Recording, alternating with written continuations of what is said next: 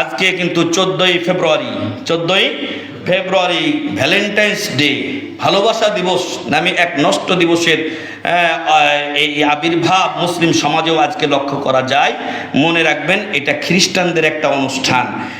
Valentine একটা লোকের নাম ছিল, সে ধর্মযাজক ছিল, ধর্মগুরু ছিল, পাদরি আর কি, যেগুলো পোপ, খ্রিস্টানদের যে পোপ থাকে তাকে কিদ্দিস বলা হয় আরবিতে। এই ভ্যালেন্টাইন নামে একটা লোক ছিল।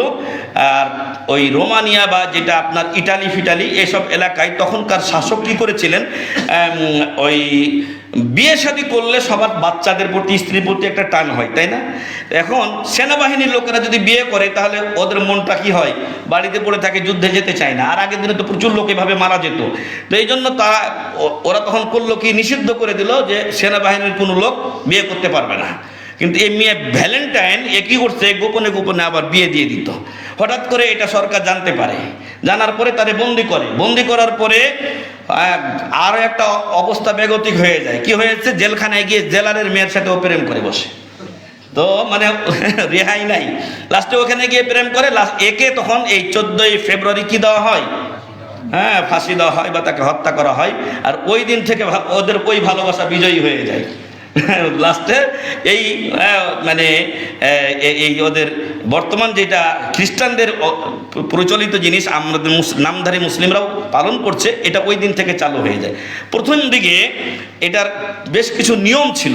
তারা একটা শূকর অথবা একটা ছাগল জবাই করত এবং সুঠামদেহী কিছু যুবককে তার সামনে রাখতো, আর ওদের শরীরে রক্ত মাখা থাকতো। এই রক্তগুলো ওরা যখন যাইতো, আর বালতিতেও রক্ত থাকতো, পাশে অনেক যুবতীরা থাকতো যাদের বিয়ে হতো না।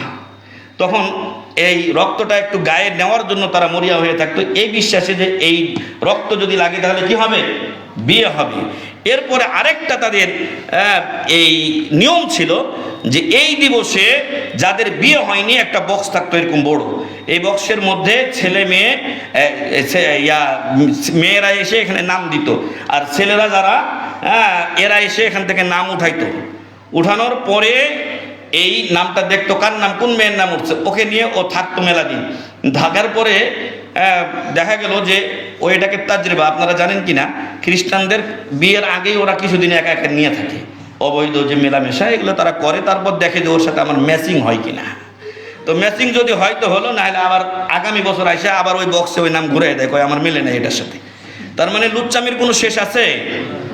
এই এক বছর একটাকে খেলো, আগামী বছর এসে আবারও আরেকটাকে নিয়ে যাবে সে, নাউজুবিল্লাহ মিন যালিক।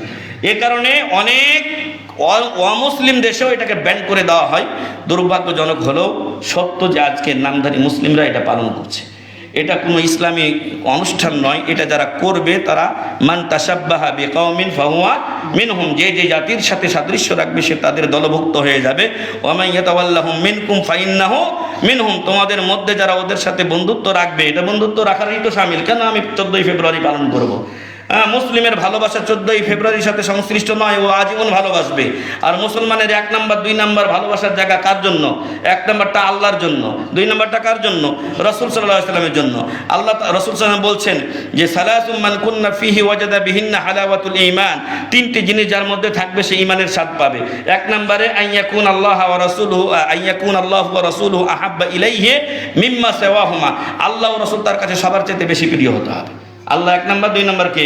রাসূল। ওয়া আন ইউহিব্বাল মারআ লা ইউহিব্বুহু ইল্লাল্লাহ ইল্লা লিল্লাহ, আর যদি কাউকে ভালোবাসেন আপনি তাহলে আল্লাহর সন্তুষ্টির জন্য ভালোবাসতে হবে। আর 3 নাম্বার ওয়া আন ইয়াকরাহা আন ইয়াউদা ফিল কুফরি বাদা ইদ আনকাদাহু আল্লাহু মিনহু কামা ইয়াকরাহু আন ইউকযাফ বিন নার, আল্লাহ আপনাকে যদি কুফরি থেকে নাজাত দেন তাহলে ওই কুফরিতে ফিরে যাওয়াকে আপনি জাহান্নামে যে মানে আগুনে নিক্ষেপ করলে যেমন কঠিন মনে করেন, এর চাইতেও আপনি ঘৃণা করবেন ওই কুফরিতে ফিরে যাওয়াকে।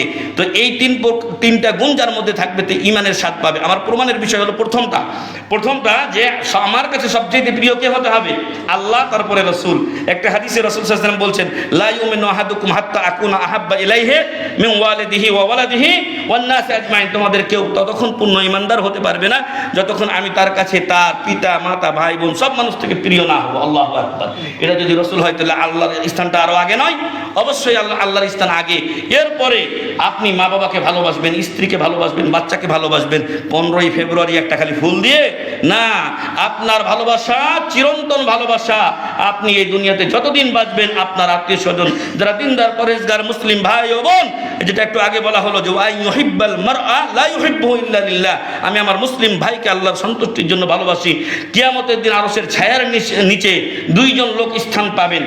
আরশের ছায়ার নিচে এই 7 প্রকার লোক স্থান পাবেন। তার মধ্যে 2জন লোক কারা? ওয়ারাজুলানে তাহাব্বা ফিল্লাহি ইজতামা আলাইহি ওয়া তাফাররাকা আলাইহি, পরস্পরকে ভালোবাসে আল্লাহর সন্তুষ্টির জন্য, অন্য কোনো উদ্দেশ্যে নয়। দিনই ভালোবাসা। উনি 5 ওয়াক্ত নামাজি, আমি নামাজিয়া। উনি সবকিছু দিনের মেনে চলেন, দিনের বিরোধী কাজ থেকে বিরত থাকেন, আমিও তাই করি। এই জন্য ওনার সাথে আমার ভালোবাসা দুনিয়াবি কোনো ব্যবসা বাণিজ্য নিয়ে নয়। অতএব সম্মানিত উপস্থিতি, শেষের বিষয়টা যেটা, যে ভ্যালেন্টাইন্স ডে এটা মুসলিমদের কোনো অনুষ্ঠান নয়। আপনারা নিজেরা সদা সর্বদা এগুলো থেকে বিরত থাকবেন আর অন্যদেরকে সাবধান সতর্ক করবেন। এখন মিডিয়ার যুগ, ফলে ফেসবুক যে যেটা ব্যবহার করেন সেখানে আপনারা এটা ব্যাপারে লেখালেখি করবেন যাতে করে মানুষ এর খপ্পরে চক্করে না পড়ে এবং ঈমান হারা না হয়। আল্লাহ তাআলা যেন আমাদের সবাইকে আজকের যে বিষয়গুলো নিয়ে আলোচনা করলাম সেগুলোর উপরে আমল করার তৌফিক দান করেন, আল্লাহুম্মা আমিন। আর যে খারাপি কলুর কথা আলোচনা করা হয়েছে সেগুলো থেকে আল্লাহ আমাদেরকে হেফাজত করুন, আল্লাহুম্মা আমিন।